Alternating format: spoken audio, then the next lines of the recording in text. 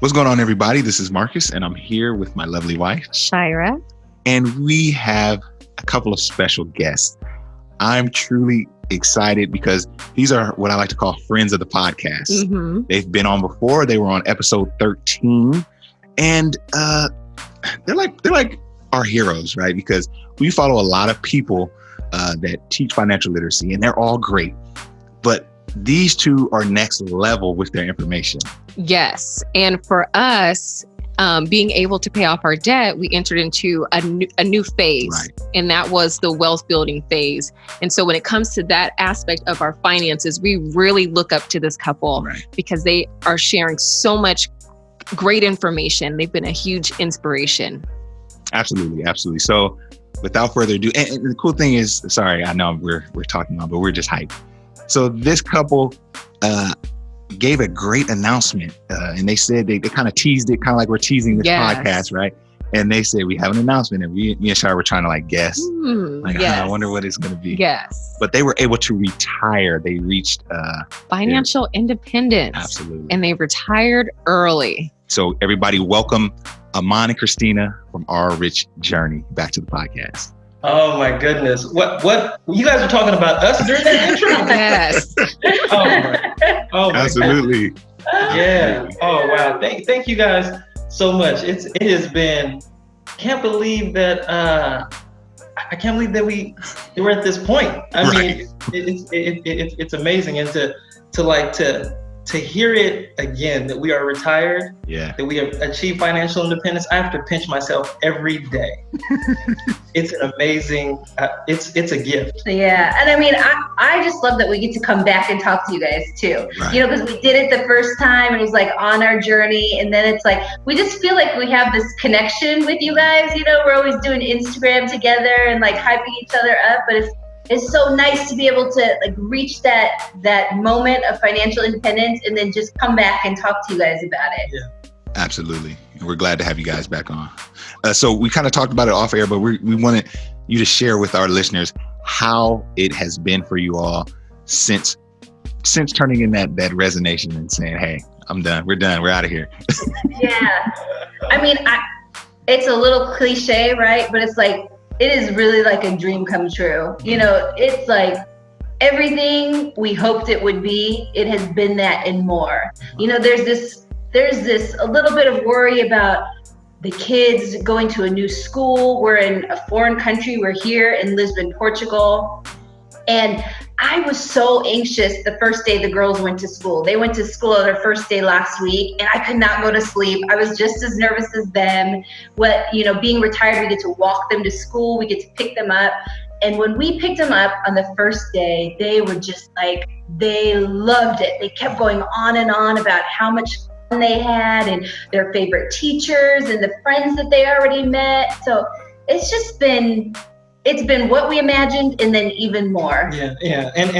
And being able to do things excuse me, and being able to do things like walk our kids to school every morning and pick them up. These are all experiences that this financial independence has allowed us to do, right? I mean, we have been able to savor the little things because we don't have this gnawing thing that we have to go to work the next day, or that we have something else that is, emails waiting for us. Right. I mean, when we gave our resignation, we were so confident when we walked in there and told people we were leaving that they thought we were crazy. They couldn't believe it. I mean, it was hard for them to wrap their head around the concept that, no, we're at the peak of our careers and we're walking away from it because we had reached our number and enough was enough. It was time for us to focus on what was more important, right? Our family, spending time with our girls, traveling the world, doing all the things that we were doing, but we weren't able to savor. Man, that's powerful. And yeah, that's a mouthful right there. And as you were saying that, for our sports fans out there, Amon, I'm not sure if you're in sports, but it's almost like that star athlete, right? That is at the peak of their career, and they just say, you know what, I'm done. Yeah. And I'm sure for everybody, it was probably a shock, especially people who aren't familiar with the FIRE movement and everything that it encompasses. They're probably you're done, you know? Yeah. Yes. So many questions that people had, and it was just like, we were just like, we just got it like that. We can do it. You know, you know, when you try to explain it to someone like a 1 or 2 minute conversation, right, without any context, it sounds unbelievable. Yeah. Even today, when we meet people, we tell them we're retired. We have no other way to explain it. And the looks that we get, it's like, what? So, man, that's amazing. Yes, we love it. And we are happy that you're here today so that we can learn a little bit more about your journey. I know Marcus and I were talking a few minutes ago about our debt-free journey and how before we started, we didn't think that we could, but it took a mind shift, a shift in our mindset to actually think that it was possible for us. So when we see you and what you are able to accomplish, then we think, well, maybe this is something that we can do. Right. Or our listeners who are listening, maybe retiring early might not be anything that they have ever considered. But I hope that today they will hear something that will inspire them and motivate them to start thinking differently about the way that they're living their life and how they are handling their money and their finances. And so that kind of brings us to our next question about what motivated you to start this journey. Well, I think it's a lot of, like Aman said, wanting to spend more time with the girls. They're so young, you know, they're 11 and 12. Sono's birthday is tomorrow. She's turning 13. But they're at an age where it's like, they still love being with us, you know, still love hanging out with us. And I think just historically between me and Aman, you know, we get tired of things really quickly, like our jobs, you know. I'd say Aman more so. Like it'd be like you'd get in a job for a year, and then by the end of the year, it's like, okay, where are we gonna go next? And that might not be very common for many people, but for Aman and I, we were always moving, doing something new. We wouldn't stay in one spot for very long, but we attributed it more to the fact that we didn't like just the normal 9 to 5. So we'd get tired of it, and then we'd want to switch it up, but we'd switch it up to another 9 to 5. So it's a different job, but it's the same hours, you know, it's the same, come into work, sit at your desk, do your stuff, and go home, you're exhausted. Right. So for us, it was more like freedom. Yeah. Let's not sit at a cubicle for 40 hours a week and drive to and from work for up to 2 hours, sometimes a day. It's just like, let's just get rid of that and have this very peaceful, calming life and be able to spend time with our kids. Right. Yeah, that's wonderful. That's what it's all about, you know. And you crystallized that so well, because me and Shar were talking about this a couple of days ago. The 40-hour work week is just, it's 8 hours a day. Like you shouldn't do the only thing you should be doing for 8 hours a day, in my opinion, is sleeping. If you can. Yeah. Like you should not be doing any one thing for 8 hours a day. Like it's just, so absolutely, you guys totally crystallized that feeling you had, you know? Yeah. Yes. And I mean, I felt like going to work every day, I was almost in a prison, right? And I felt like I would look out the window, like I was looking out at this free world, and there was so much more that I wanted to do. Right. So, you know, I worked for the federal government for 17 years, right? And I got this award at my 10-year mark for working there for 10 years. And I was so proud of myself when I got this award. It was an achievement for me. Right. But when I got that award, there was another gentleman there that had worked for the federal government for 40 years, right? So when I got my award, they act like it was nothing. Like, you just worked 10 years. You ain't do nothing. And it was like, I respected the gentleman that was there for 40 years, right, but I also felt disrespected because no one really acknowledged 10 years that I put in. Right. Right. And so I thought to myself, I can't do another 30. Right. I gotta get free. Right? Yes. Because at the end of your 40, you know what? They give you a piece of paper that says, thank you for your service. and that's it. And you've given them your entire life. Every job is like that, and in the end, they just replace you, right? And so for us, it was like we can achieve this. Yeah.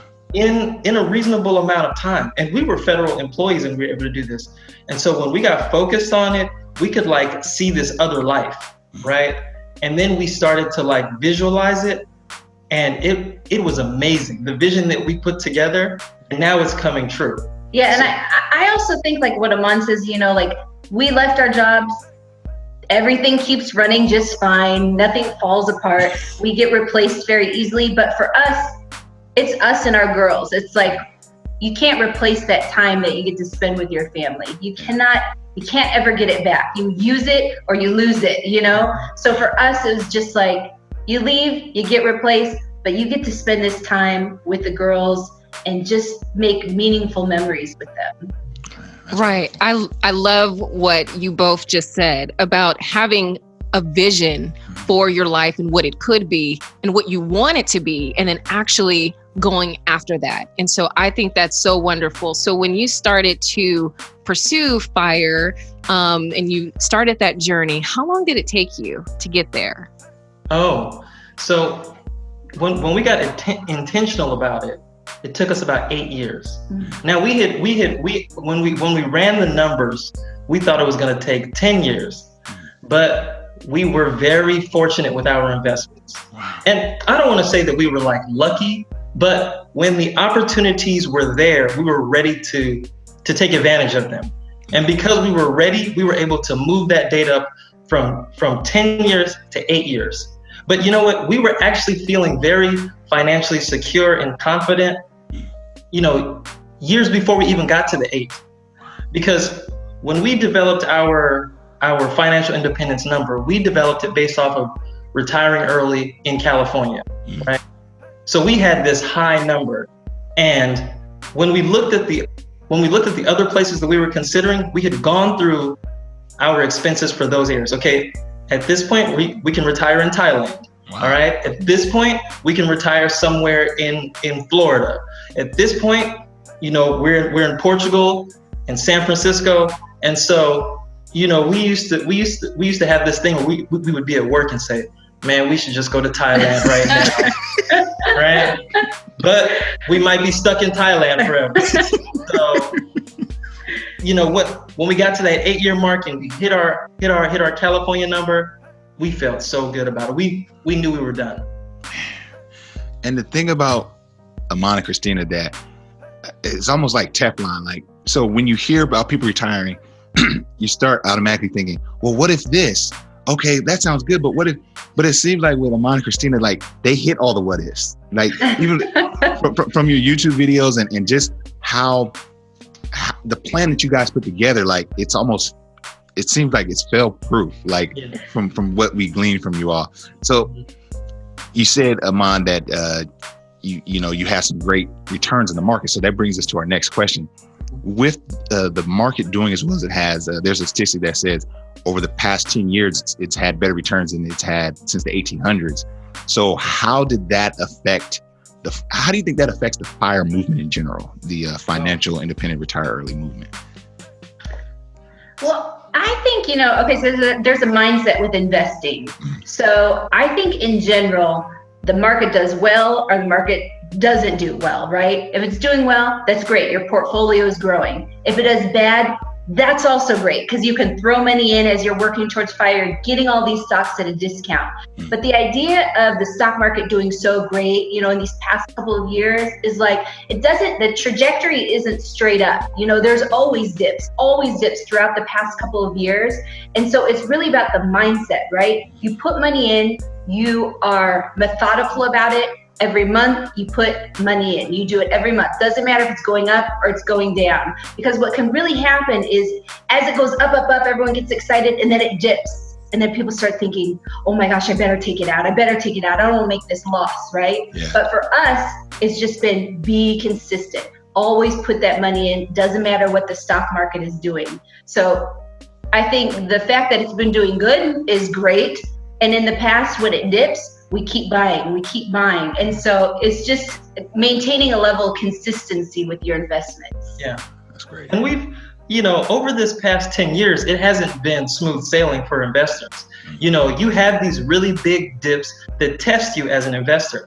The market drops 1,000 points over the past 10 years. You can think back and there has been some political issue, some world event that has caused the market to shake up, and people clear out. You know what? But the people that have been investing for financial independence, they're not concerned with what's going on in a year or 2 years or 3 years. We're looking at it as a 30-year, project, a 30-year financial a life. Right. So yes, 10 years has been really good, but next year the market could cut in half, and it's done that before, but the recovery is even greater. When you look at 2009, right, March 2009, the S&P was at 667 or something like that, right? Now it's at 2,000. It's gone up more than 300%, right? So let's say the market cuts in half. It falls by 50%. You still made more money if you were investing, right? And you know what? It very well could. But if it cuts in half, I guarantee you, it's going to go back up, and it's going to go back even more.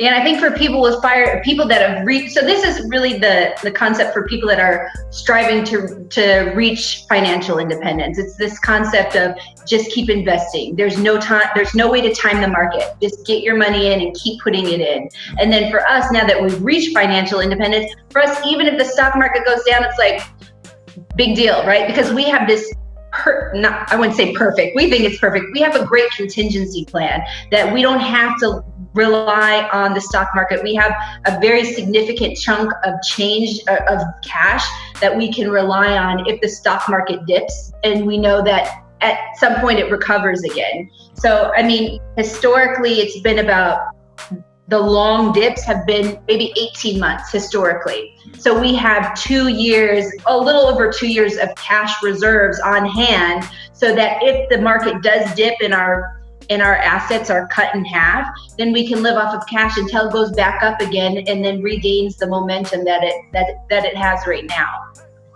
I love that. And so thank you for just giving us some stock market information. Yes. I am taking mental notes. Absolutely. I went to an event yesterday, and it was me and another young lady, and we were speaking, we were getting questions about the market, and overwhelmingly I hear people of color refer to the stock market as gambling.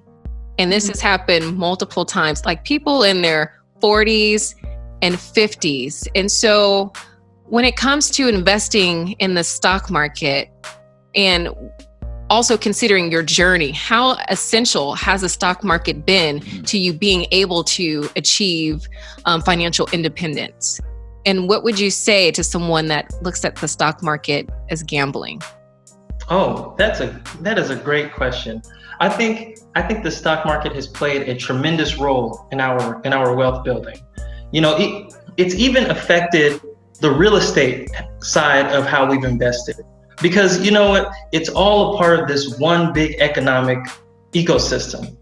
And when I hear people talk about investing as gambling, to me those are the people that have some money and they just throw it in the stock market and they want to see it return money overnight. Mm-hmm. It's like they go to Vegas with some cash. They're in Vegas just for the weekend, right? And they bet all on black, right? And if their number doesn't hit, or if they lose half of their money, they pull it out. You see, that is gambling. When you go somewhere and you're looking at it for a very short period of time. But what we're talking about is investing.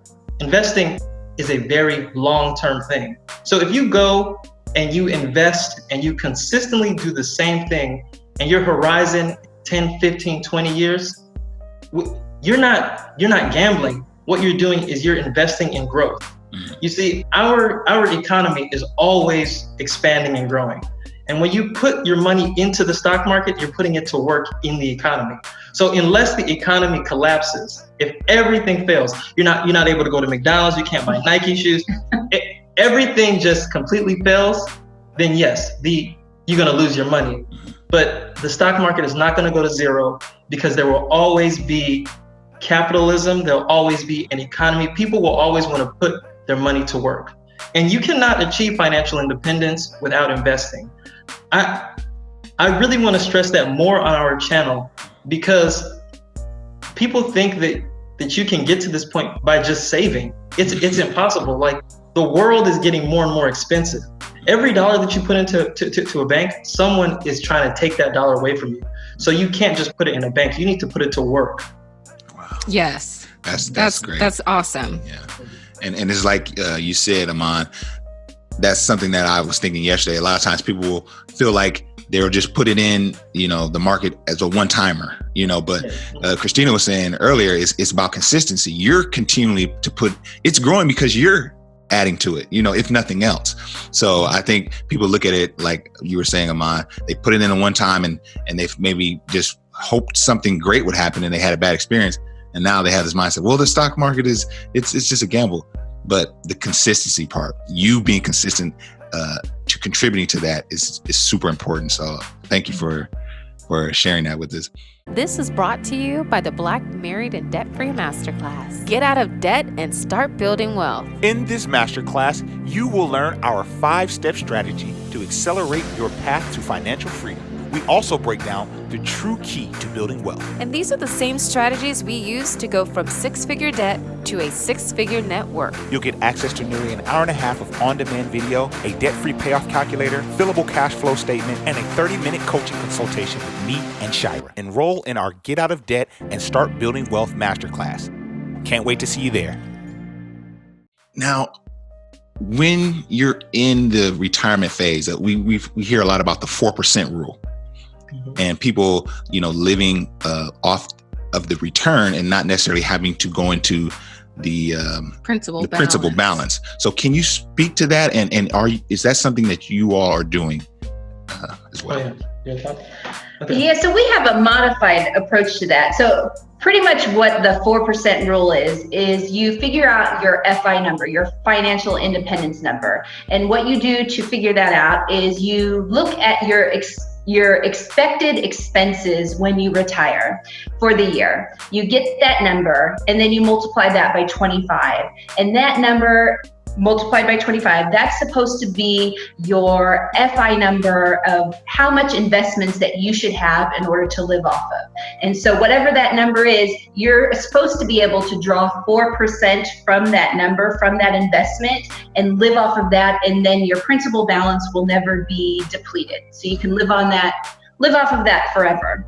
So Aman had mentioned earlier that we had thought about retiring in California, in the Bay Area, or, we talked about Thailand and Portugal, Florida, all these different places. But we decided to base our FI number and our 4% withdrawal off of living in the Bay Area, because that was the highest expenses that we would have if we lived in the Bay Area. And we didn't want to, like Aman said, go early and move to Thailand because we met that number and then realized, okay, now we're stuck because we can't go from Thailand off of one lower number and then move to San Francisco. It cannot happen like that. So we thought, okay, let's use our San Francisco number, and then wherever we go, we can always go back to California or pretty much anywhere in the States if we wanted to do that. So for us, our cost of living is significantly lower here in Portugal than it is in San Francisco. So ideally, the concept is you just draw your 4%. But for us, because we're living in a much lower cost of living place, we don't have to draw that 4%.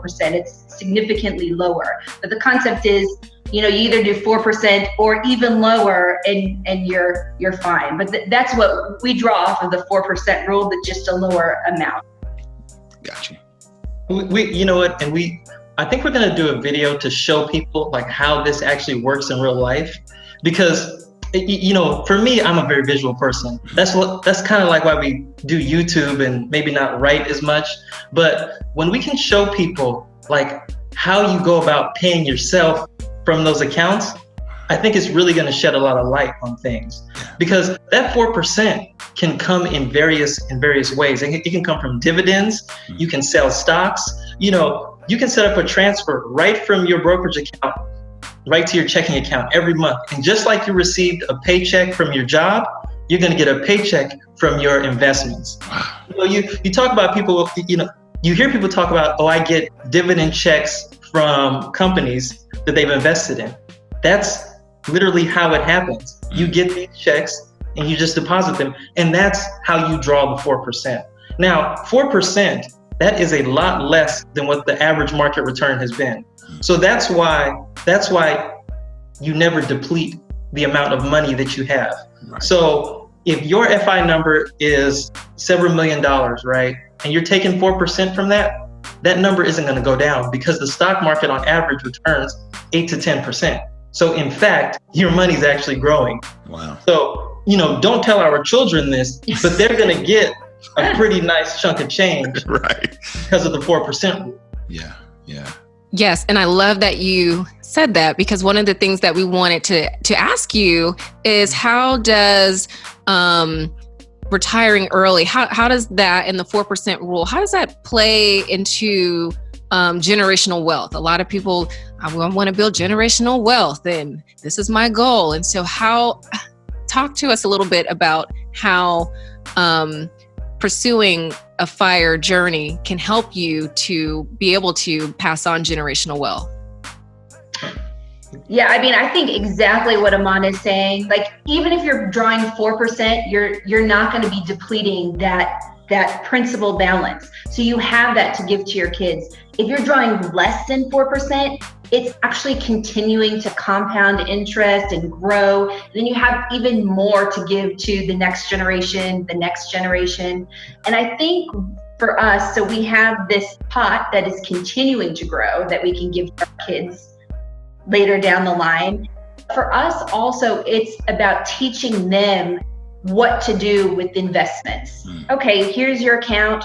We're putting money into your account. It grows because we're investing in this. This is your custodial account for now. And when you turn 18, it becomes your account. So it's not just growing this pot of money and just throwing at them and saying, oh, look at you have all this money now. It's so awesome. It's this concept of really showing them what is important and valuing what they have, but also showing them how to manage it so that they can also allow it to grow and work for them as they become older.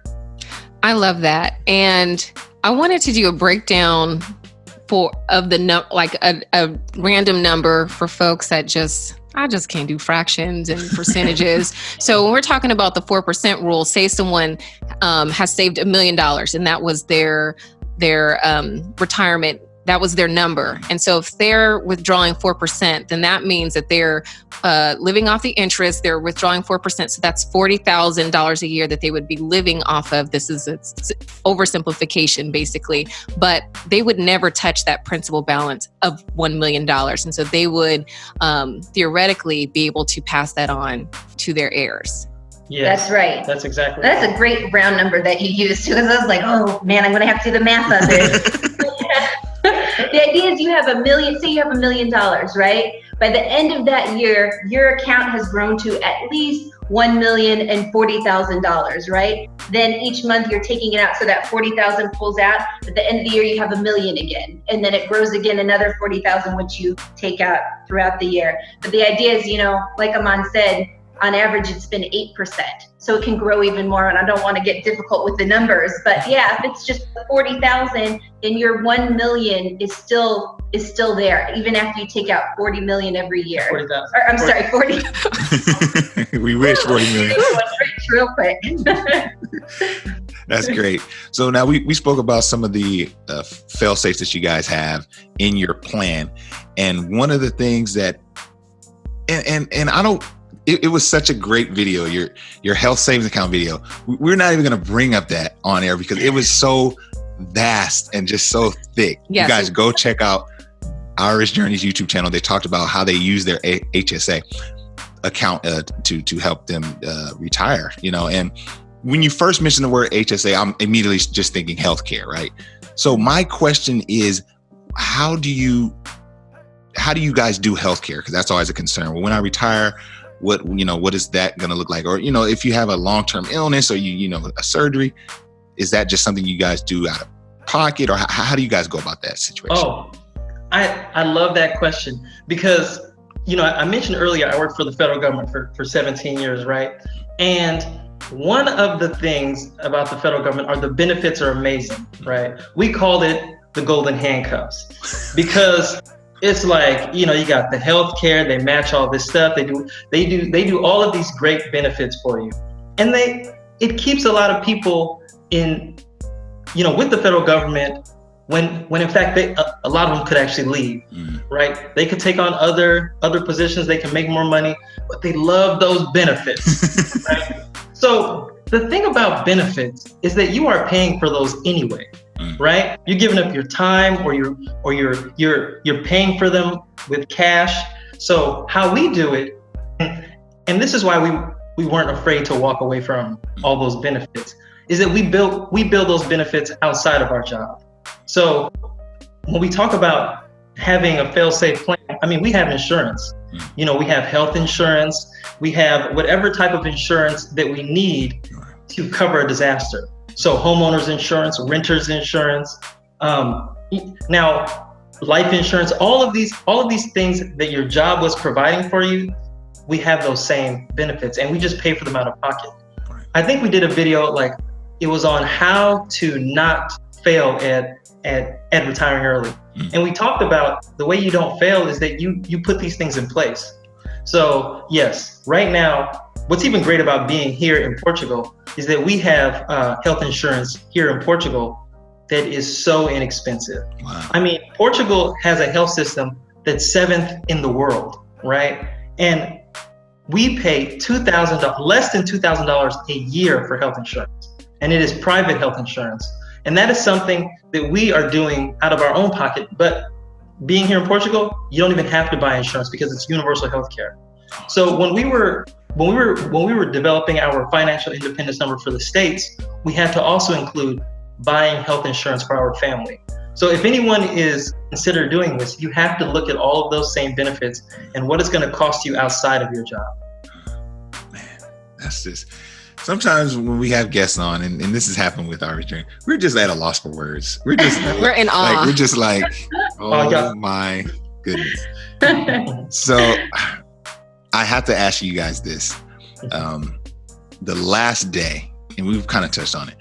What was that last day of work like? Like when you went in there and you dropped the bomb on them, how did that what did that look like? Walk us through that. Oh my God. I can tell you that I had dreamed about it and visualized it so many times, and I really wanted to act a fool, right? I'm gonna be so honest with you. I wanted to go in there and I wanted to show up in a robe and house slippers. I wanted to say, hey, I'm giving you 2 weeks, but I'm taking 2 weeks of vacation. I had all of these grand visions of how my quitting was gonna go, but it was so anticlimactic. It was like any other day. And see, the thing is, I worked with some really nice people, right? So they didn't give me that excuse to go in there and be like, right, you, right? No, it wasn't like that. I went in there. I felt really bad. I felt like a sense of guilt. I felt like. We worked with a lot of Japanese people and they take a lot of honor in their work. And the way I did it, I had to respect the culture because they have no intent on retiring early in Japan.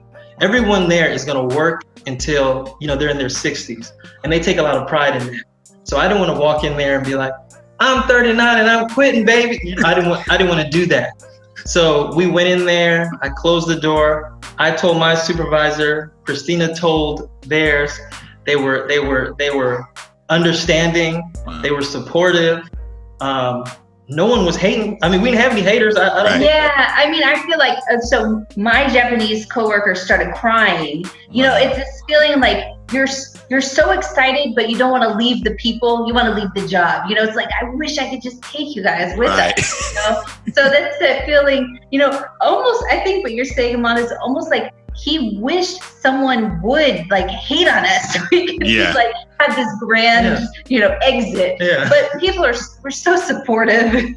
Some people were shocked, of course, but I think for us, it's like we'd been there for almost 3 years, which is probably one of the longest places we've stayed in one spot. And we just had developed really close relationships with our coworkers. And so there is a huge level of excitement to be able to go off and do this next chapter in our lives. But it's also a bit sad to have to separate and move on from the people that we've been really connected to in the past couple of years. Yeah. Yes. And we got a lot of people that follow our journey now because they had no idea what we were doing at the time. And so, I think there are hundreds of thousands of federal employees out there, and there's also state employees and there's city employees. And so we hope to be able to inspire them, because in many ways, I felt like me leaving my job and Christina leaving hers, we were opening the door for someone else to come in, someone else that really wanted to be there, that was very enthusiastic about the job. They could, bring that second burst of energy into it. So we hope that our story just being, civil servants can inspire hundreds of thousands of other civil servants. Yeah, absolutely. Yes, and you are. Yeah. You both are huge inspirations. You really are. Yeah. And so, again, thank you for your time. But wait, did you both quit on the same day? Yes. We sure did. Yes. We quit on the same day at the same exact time. It had to be. Well, the thing is, we work for the same employer. Gotcha. So it's sort of like we go to meetings together, and it'd be so odd if Aman walked in and said, "I'm quitting." They'd say, "Well, what about Christina? I'll talk to you about it next week." We had to do it at the same time. We're like calling each other, "Okay, now's the time. We should do it right now." Not even different dates, but like at the same date, same time. Yeah. That's so dope. I love that. I'm so nosy. I just had to ask. Yeah. We had a little countdown. The logistics. It wasn't like planning a huge attack or anything like that. But we said, okay, we are going to do it at this time. And, it wasn't like we were standing at the edge of the pool holding hands about to jump in, and one person doesn't jump in and drags the other person. Like, we knew we were going to do it. Right. Yeah. I think it would have been funny if Christina would have said, "No, I ended up not doing it. You did it." I didn't think you were serious about this thing. Because I'd be in Portugal and she'd still be in Japan. Oh man, we love that. Yeah. So, what the thing we want to know is what's next for Ari's journey? Now, I know you guys have a lot more time. Are there? We just want to know what is next for you two. Oh my goodness. You know what I like is that we don't know what's next. So our routine is so wonderful right now because we live in a huge city that has access to so many different activities. So we create our day, our week, our month, however we want to. The gym is right around the corner. Our kids' school is right around the corner. We live close to the beach. So right now we're at a point where we are enjoying our leisure. I always tell Christina, I have been working since I was 5 years old, right? As soon as I could hustle, I was hustling. So I just want to take this time and just okay, relax. Yeah. Right. We love doing our YouTube channel because we love talking to people about this stuff. Right. So that's a lot of fun. And what we do from here on, I think we're still deciding. That's awesome. Yeah. That's just what it's about, having that freedom. That's the beautiful part about the whole story, So we thank you two for being on our show. And can you tell our listeners that don't know how they can reach you, how they can, check out all your content? Yeah, so our big thing is YouTube. That's our primary outlet to get a hold of people or to reach people. So our YouTube channel is called Our Rich Journey. And then we have our Instagram account too, and that's just Rich Journey. So our Rich Journey for YouTube, or just Rich Journey for Instagram. All right. Well, thank you for being on, and we're going to holler at you guys later. Thanks so much, guys. All right. Perfect. Yo, so we hope you guys enjoyed that podcast episode. We hope that we said something that you can take away and apply.